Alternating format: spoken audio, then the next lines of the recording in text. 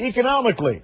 Let's talk to Congressman Joe Sestak, former Admiral Joe Sestak. Probably knows about as much as anybody does about this. He's a Pennsylvania Democrat now, retired three-star Navy Admiral, I should say. What do you expect to hear from him? What do you want to hear that you think may clear things up that you were perhaps confused about before? Rick, what I think I'd like to hear, but I'm not so sure we will, is what did this crew do on there that they knew how to respond to the captain? Were there certain signals that they knew? Did they have a safe place to go?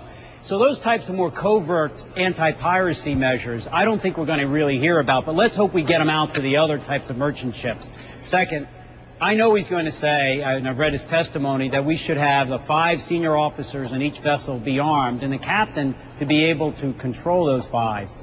I think it's an understandable measure, but these are rocket-propelled arms that they are using. They could be shoulder-armed missiles tomorrow. We've seen an escalation. Really, if you want to squash this, it will take the U.S. Navy. I've said it before. We have 4 ships there. We can place more. But more than that, they have to transform to the unmanned air vehicles that can see down everywhere and get the small ships there with their helicopters armed that can go out and stop this mischief. It's a needed change, and I've heard nothing from the Navy on this yet. Hey, Congressman, let's take a shot, Raj, if you can, inside the room where this testimony is going to be heard.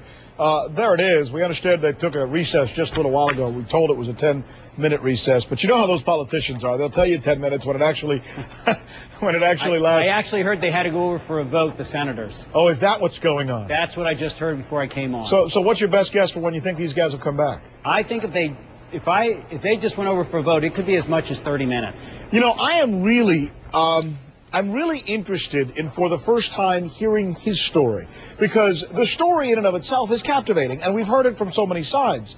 But to actually hear this man sit there and describe what it was like to be inside that enclosed vessel with literally 3 pirates who were all shot and killed by the Navy snipers. Seals. It's an amazing story. You know, you don't hear these kind of stories certainly a lot. Do you think there's going to be any surprises in this? Or do you think what we've reported is pretty much up to par with what he's going to be saying? I think that you have heard what you're going to hear about the inside story, because this is a pretty self-deprecating man, the best type. And, you know, I've operated out there at SEALs in my battle group. I went out and operated with them and others. There's nobody better than our U.S. Navy, particularly our SEALs.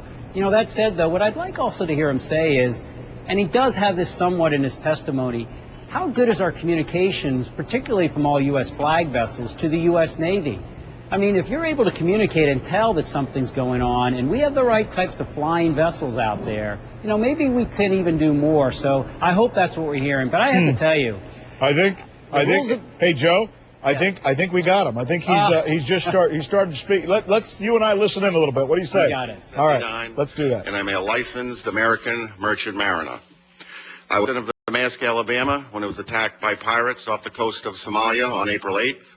We have returned home safely, and for that, my entire crew and I greatly appreciate the actions taken by the administration, the Department of Defense, and most specifically, the U.S. Navy SEALs. The Navy SEALs and the crew aboard the USS Bainbridge.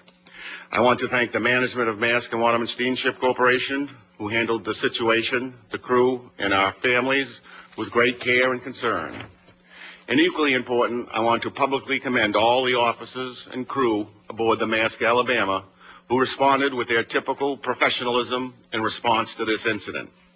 The licensed deck officers, who are members of the Master Mates and Pilots Union, the licensed deck officer and licensed engineers, who are members of the Marine Engineers Beneficial Association, and the unlicensed crew, who belong to the Seafarers International Union, are dedicated merchant mariners, typical of America's merchant seamen, who are well-trained and who are ready and able to respond when necessary to protect the interests of our country. I need to make it clear at the outset that I am unable to discuss the incident itself because of the ongoing investigation and pending legal action against one of the pirates. But I've had a lot of time to think about the difficult and complex issues of protecting vessel, cargo, and crew in crime-ridden waters.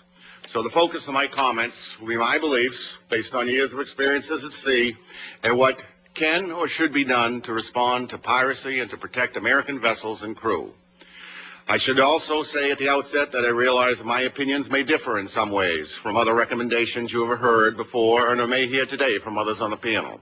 Nevertheless, I do believe that all of us in the maritime industry understand that it is imperative that we work together to address this complex problem, and I believe we are in general agreement on the main principles of keeping crew, cargo, and vessels safe. First, I believe it is the responsibility of the government to protect the United States, including U.S. flag vessels that are by definition an extension of the United States. They're U.S. citizen crews and our nation's worldwide commercial assets. So it follows then that the most desirable and appropriate solution to piracy is for the United States government to provide protection through military escorts and or military detachments aboard U.S. vessels. That said, I am well aware that some will argue that there's a limit to any government resources, even America's. In fact, due to the vastness of the area to be covered, and the areas of threat are continually growing larger, our Navy and a coalition of other navies currently positioned in the Gulf of Aden region may simply not have the resources to provide all the protection necessary to prevent and stop the attacks. So what other things can be done? In my opinion, the targets, the vessels, can be hardened, even beyond what's being done today, and made even more structurally resistant to pirates.